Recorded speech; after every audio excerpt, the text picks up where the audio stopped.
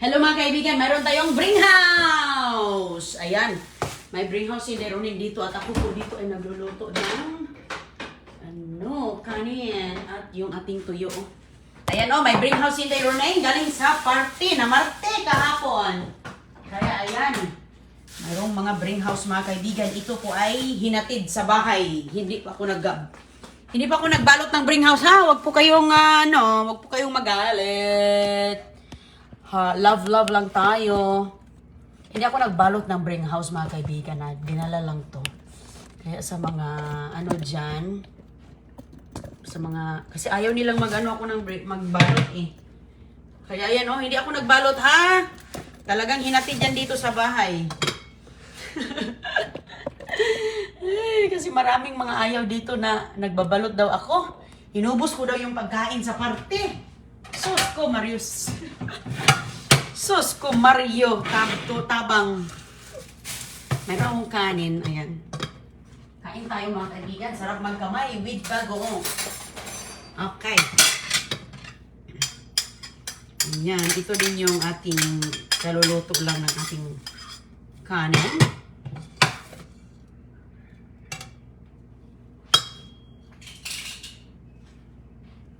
Kaluluto na lang kanin, Inday. Ayan. Ayan.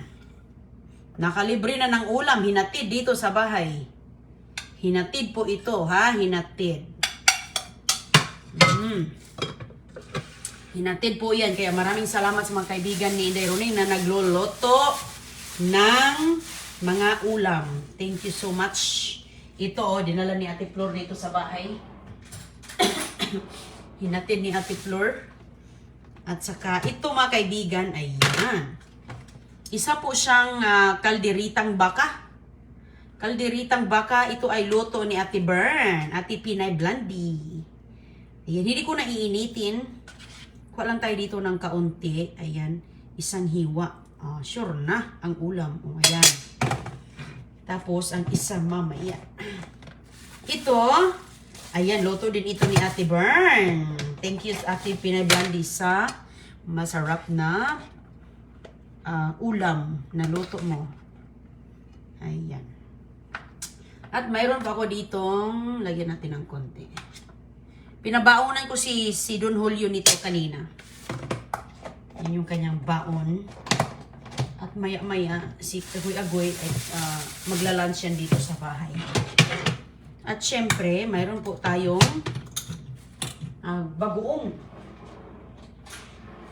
Bagoong mga kaibigan. At yung talagang pagparty dito, lahat ng mga bisita, nagdadala ng kahit ano pong maidala na maiambag, maitulong sa party.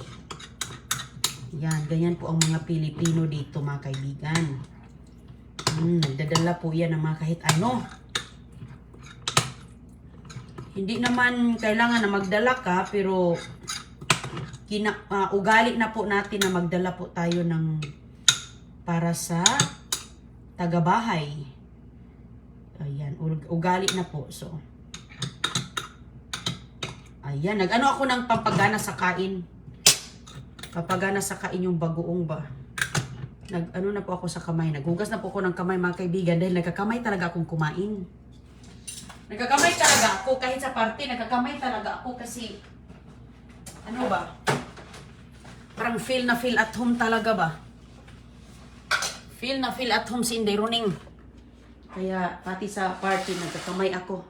As long as malinis at hindi bawal magkamay doon, okay lang. Magkamay tayo, pero kung kailangan gumamit ng kutsara tinidor, out. Thank you Ate Flor ha, dinalhan mo ako ng hinatid mo talaga dito sa bahay. Thank you. Kain tayo mga kaibigan.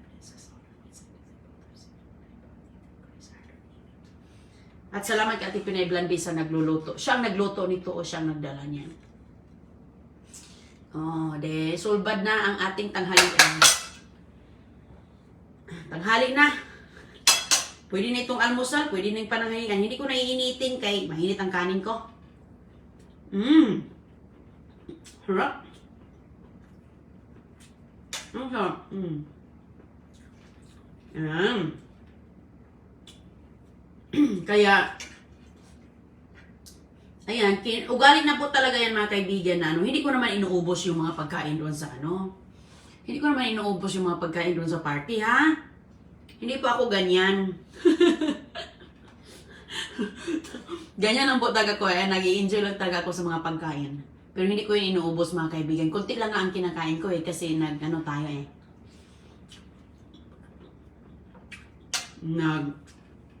hindi naman pwede yun. Ang dami naman tao doon. Kasi sabi nila, inuubos ko daw yung pagkain Grabe naman. Kadami-dami ba namang pagkain doon? Maubos ko ba yun? Huwag ganyan. Love-love lang tayo. Love-love lang. At walang problema po na magkamay ka basta hindi pinagbabawal, di ba? So far, hindi lang naman tayo ang nagkakamay. Kahit ibang mga lahi, mga kaibigan, nagkakamay po silang kumain. At isipin natin, nung bata tayo, paano ka kumakain? Walang problema. As long as malinis naman yung kamay mo, siyempre, naguhugas ka na bago ka atake din sa lamesa. Naghugas na ang kamay, malinis na yung mas masarap. Ma-enjoy talaga ako lalo kapag nagkakamay ako. Magpaalam naman ako mga kaibigan nga, pwede bang magkamay? Magpaalam ako, sabihin niya, go ahead. Dito sa bahay, sus ko, feel free. Sabihin ko nga sa mga bisita ko, feel at home ha. Kung ano yung kailangan nyo, you ask me. Huwag kayong mahiya. Kasi minsan, baka mahi ng sausawan, ganyan. Feel at home kayo dyan. Pag nandito kayo sa bahay ko, you ask whatever. Bibigay ko. Kung meron ako. Ganon. Para yung mga bisita ko, hindi may ilang ba. Gusto ko yung mga bisita ko, mag-i-enjoy sila na bisita dito. Kasi siyempre, gusto ko rin yung ganon ba. Harap talaga pag may bagoong, maraming kamatis po. Nilagay ko. Ganon lang. Happy lang. Kaya, enjoy lang. Kung masaya kang magkamay, go ahead. Kung masaya kang magkutsara, go ahead. Diba? Wala namang, don't limit yourself. Sa ibang bansa, dami kong nakikita dyan. Ako, lalo na pag may bagoong, may mga ganito, bahog. Okay lang yan. Yung mga bata ko, matuto rin yan.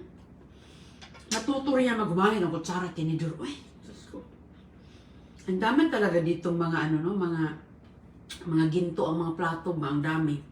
Parang hindi numaan sa pagkabata. Siguro pa yung kakapanganak lang siguro nila. Nakukutsara siguro agad. Huwag ganun.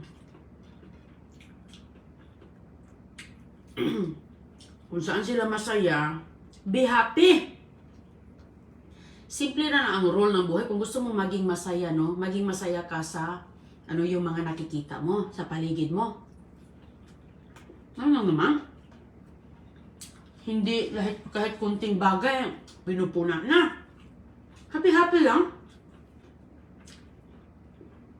Mas masarap ng kumakain na kakamay Tapos pati yung mga damit ko, sa party, pabalik-balik daw yung damit ko. Alam mo mga kaibigan, kung saan ka komportable, doon ka. Di ba? Ako kung saan ako kanyon, kung saan ako komportable, doon ako. Sa mga sinusuot ko, yan ang komportable kong suotin. Susuotin ko yan mga kaibigan. Kahit everyday, labhan ko lang. Wala sa akin yan. Dahil, hindi ako pumupunta sa party para magpakita ng mga damit na mga ganyan. Diba? Kahit hindi komportable, sinusuot mo. Kahit masakit na yung paa mo, may pakita mo lang yung suot mo. susuotin mo. Ako hindi. Ako komportable ako. Pabalik-balik okay lang yan. At saka, walang problema yan sa mga surroundings ko. Wala man din silang mga pakialam dyan, eh. Pabalik-balik daw yung damit ko. Sino ngayon kung mabalik-balik ang damit ko? Malinis naman. Huwag natin tingnan yung mga panglabas ng anyo ng tao, no? Ano yung itsura niya? Huwag mong i-judge ika nga yung tao sa panlabas na anyo. Dahil kung ganyan ang ugali mo, hindi masaya ang puso mo. Hindi masaya. Kasi pag nakikita mo siya, ganyan ka na, pero hindi mo alam ano yung pagkatao niya. Yeah. Diyos ko. Kami dito, kung anong mga sinusuot namin, we're very happy sa isa't isa. Masaya kami sa isa't isa. Mga nakikita ko dito, sabi ko, wow, I like it. You look good. You look good sa suot mo. Very nice. Ganon. You appreciate kung ano yung nakikita. Sabi ko, I like your sandal. Ang ganda ng sandal mo. Ganda, bagay sa paa mo. Diba? Di ba ganon? See, yung hindi ibig sabihin na gusto mo rin. No. Hindi ako ganyan. You appreciate. Pinupuri mo siya na, wow. Diba? Oh, ganda ng buhok mo. Ganyan ba? Diba? Bagay sa'yo. Ganun lang. Huwag tayong, nakikita ko yung damit mo kahapon, suot mo na naman ngayon. No. That's wrong. Hindi natin alam yun yung komportable sa kanya. Ako ito, suot ko. Lagi ko ito sinusuot. Komportable sa akin eh. Hindi masikip. Tsaka pag makaupo ako, hindi nakikita yung likod ko. Hindi nakikita yung tuhod ko. Nakakaber. Sa panahon ngayon mga kaibigan,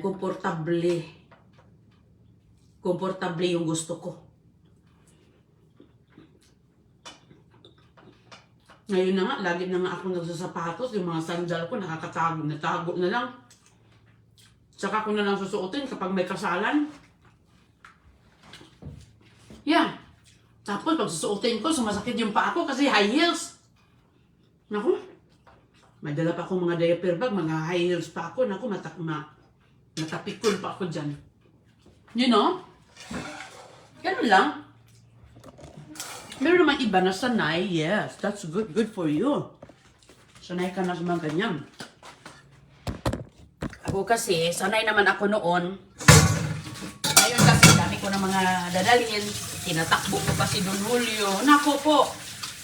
Kaya, kung ano yung komportable ko, yun ako. Masaya ako sa iba na makikita ko sila na, wow, I like your appreciate lang ako, very ko. Gusto ko makikita yung mga dyan. Na-appreciate ko po. Balik ko muna ito, ha? Komportable lang. Mali na magsasalita kung may laman ang bibig. So, anong gagawin ko dito? Hindi ako magsasalita dito? Kung hindi ako magsasalita dito, hindi kayo manonood. Hindi na lang ako mag-video kung hindi ako magsalita. Naunsa. Ano bang mindset niyan? Di ba? Di ba mga kaibigan? Kung hindi ako nagsasalita dito, tahimik ako, magsasabi na naman ka, ano bang nangyari nitong babaeng to? Walang boses, parang di ba? Sus naku, ano ba yan?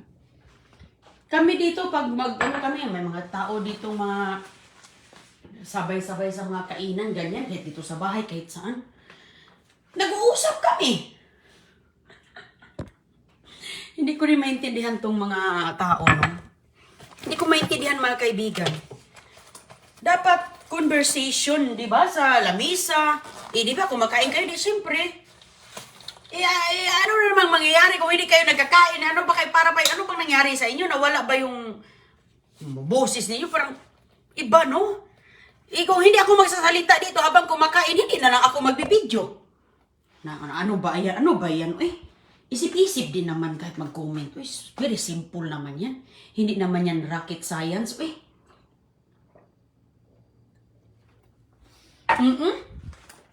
Hindi naman yan scientific. Sus ko. Hindi magsalita kay may laman ang bibig. Kayo, kung kumakain kayo dyan sa bahay nyo, hindi kayo nag-uusap. Parang may something na ata. Kung hindi kayo mag-uusap. Kami dito, so, naghalakhakan. Wala kaming pakialaman.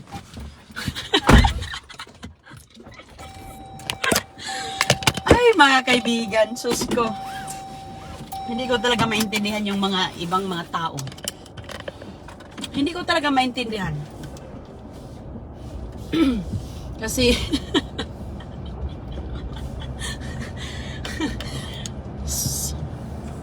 kapag kumakain si Inday Runing dyan, hindi nagsasalita, nagbibideo, ang sasabihin, anong sasabihin? Diba? Mayroon ding sasabi. Sasabihin din, uy, ano nangyari sa, parang sus ko. Normal na yan ha, sa totoo lang. That's very normal.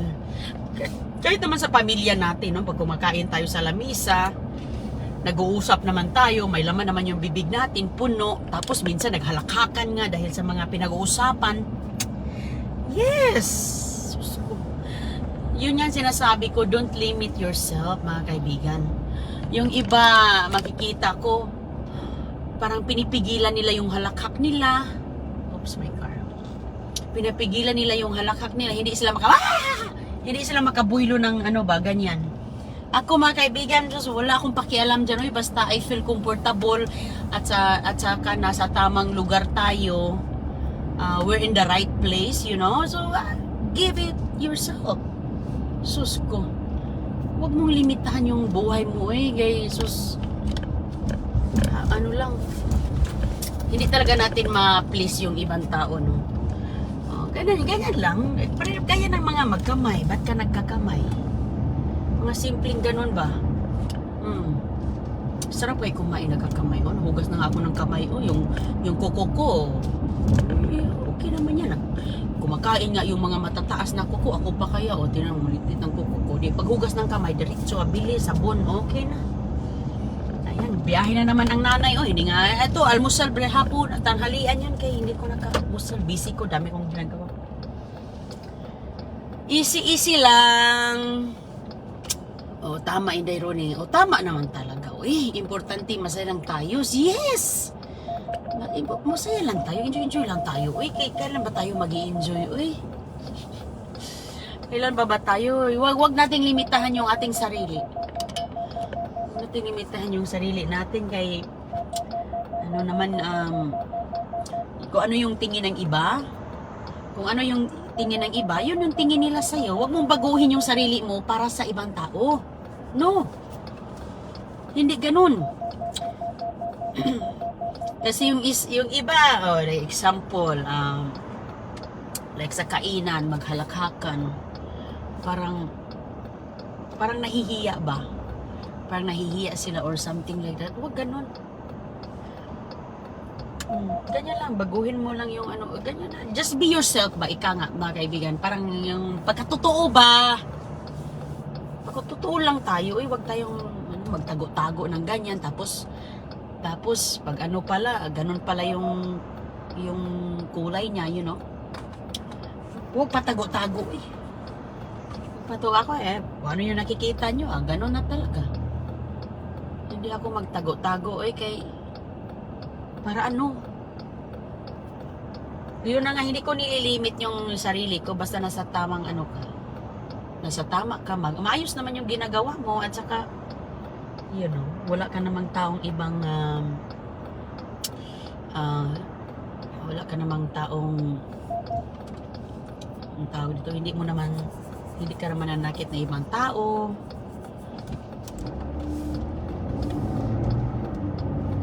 Ganun lang, mga kaibigan, ang buhay. Ganda ng panahon dito ngayon, oh.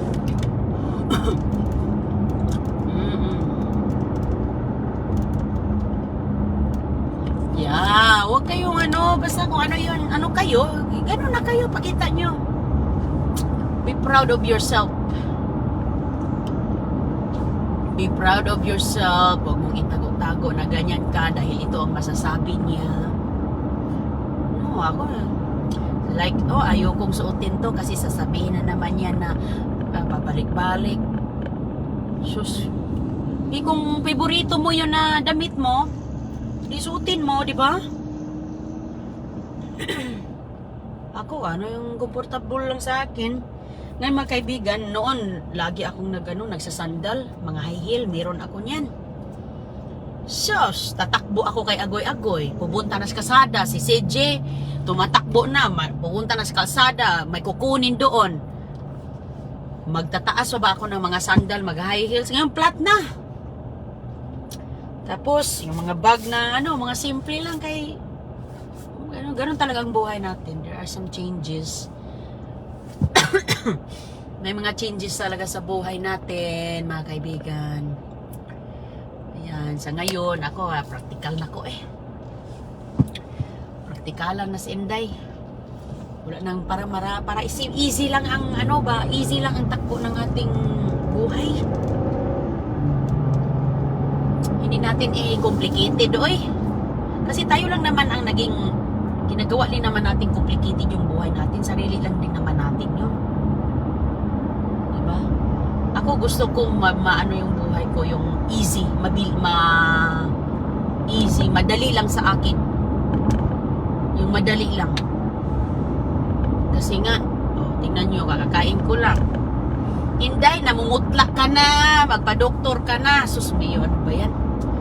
Ganun na talaga yan mga kaibigan, kasi hindi ako nag-lipstick ba? Hindi ako nag-lipstick kasi minsan pag may pag may mga event saka na para tingnan mo, wala na akong oras na sinayang doon sa mag-lipstick. Pumunta na ako dito kay kukunin ko sa Agoy-Agoy pa. Hindi na nga ako makakain, maglalagay pa ng mga eyebrows dyan. Okay lang yan sa yung iba na naglalagay, I'm very happy for them. Masayang masaya ako, yes. Pinupuri ko sila, I like it. I like the color. You know. Pero kung sa akin, I'm fine. Okay lang ako kung hindi, wala sa akin. Okay lang ako, hindi ako ganyan na talaga yung kulay ng lips ko. Talagang hindi ako mamumutla talaga kung nagkulay, naglagay ako ng mga kulay. Ang dami talagang mga mamintas ba. Huwag nating pintasan yung mga kaibigan, mga kapwa natin. Kasi nga, iba't iba naman yung buhay natin. Iba-iba naman yung buhay natin. So, just be happy na lang kung anong nakikita nyo. It's very easy, Huwag mo panoorin kung hindi mo nagustuhan. Ganun lang. Huwag mo panoorin. At saka, ikaw na lang mag-vlog sa sarili mo. Very simple and easy. Ikaw na mag-vlog-vlog dyan sa self mo. Oo, guys, diba? Tingnan nga natin, kung okay ba. Tapos minsan pa naman yung mga namimintas bitaw na pumupuna. Yung iba, sus, nako, kung yung nakikita ko, sus ko, parang hindi din maganda yung mga nakikita ko ba sa kanilang mga physical ba, no? Pero ako kasi, hindi kasi ako maano sa mga physical I'm not into yung mga nakikita ko.